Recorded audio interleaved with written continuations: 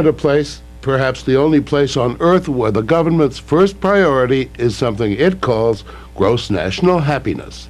The place is the tiny country of Bhutan, precariously tucked up in the Himalayas between the world's two most populous nations, China to the north and India to the south. You can fly to the land of gross national happiness only on Bhutan's national airline, a fleet of two small planes that maneuver through the clouds and high mountain passes, and only if the weather is just right. We went there to try to find out what gross national happiness is all about.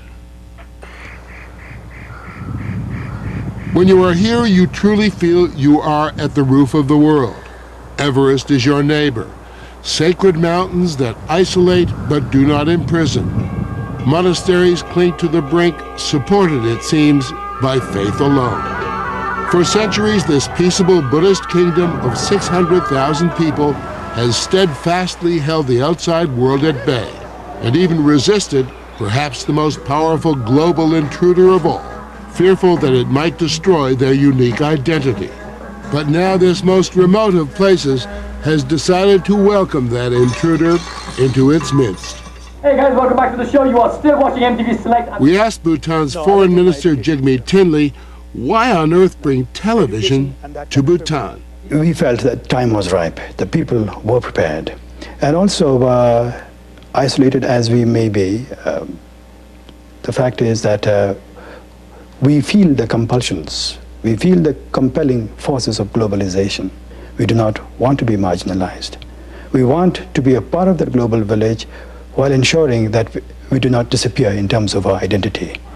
That identity is immediately apparent, a state of calm reflection.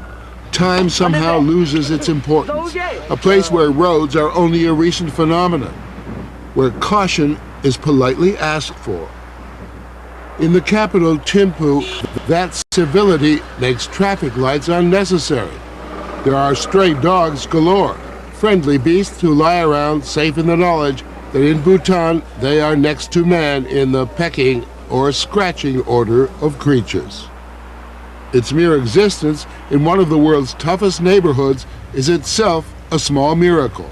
China leans on it from the north, India to the south. We have survived for centuries. In fact, ever since recorded history, Bhutan has always been a sovereign, independent country. With China, we have no difficulties of any kind. With India, we have excellent relations. All one of them has to do is cough, and Bhutan can catch pneumonia, correct? Yes, that is true. But we are hopeful and we are confident that if they do cough, they will not be facing Bhutan. It's only in the last 30 years that Bhutan emerged from an almost medieval isolation to gingerly taste some fruits of the 20th century. The chief of state is Good King Jigme Singye Wangchuck, a monarch enlightened enough to not give interviews. He does give his subjects the power to remove him from the throne.